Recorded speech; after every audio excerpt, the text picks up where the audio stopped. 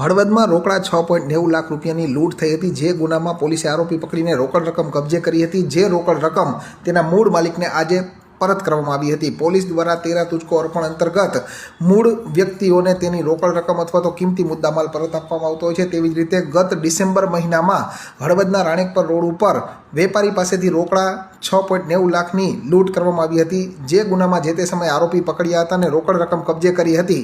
ત્યારબાદ જરૂરી કાર્યવાહી પૂર્ણ કરીને હળવદ પોલીસ દ્વારા વેપારી રજનીકાંતભાઈ દેથરિયાને લૂંટમાં ગયેલ રકમ પૈકી રિકવર કરેલ 5,19,800 રૂપિયા આજે 13 તુજકો અર્પણ અંતર્ગત પરત આપવામાં આવ્યા હતા। ગત ડિસેમ્બર માસમાં ફરિયાદી શ્રી રજનીકાંત ભીખાભાઈ દેથરિયાની આનંદ બંગલોઝમાં જે રહે છે તેમની ઉપર લૂંટનો બનાવ બનેલો હતો।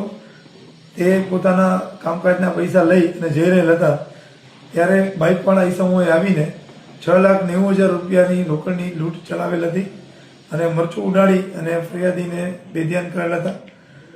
આ લૂંટનું ડિટેક્શન માટે અમારા પીઆઈ હળવદ આરટી વ્યાસ, પીએસઆઈ અંબારિયા અને એમની ટીમે ખૂબ મહેનત કરી અને આરોપીઓને શોધી કાઢેલ।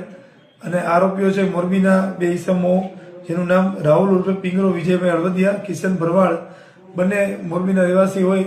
તેમની પાસેથી આ કામે ગયેલ રૂપિયા પૈકીના 5,19,800 રિકવર કરેલા હતા। તેમજ આ કામે વપરાયેલ એક લૂંટમાં જે વપરાયેલ બાઇક છે એ પણ કબજે કરવામાં આવેલું હતું। અને તદુપરાંત આ 2 આરોપીઓ પાસેથી એક અન્ય બાઇક મળી આવેલું હતું જે ચોરીનું હોય। આ અંગે ચોરીની ફરિયાદ કરવામાં આવેલી હતી। તેમજ આ કામે નામદાર કોર્ટમાંથી ફરિયાદીશ્રીને રૂપિયા મળે તે માટે અરજી કરાવી અને અથાગ પ્રયત્નોને બાદ હળવદ પોલીસ તરફથી નામદાર કોર્ટ દ્વારા હુકમ કરવામાં આવેલ રૂપિયા 5,11,000 આજરોજ 13 તુજકો અર્પણમાં ફરિયાદીશ્રીને સોંપવામાં આવેલ છે।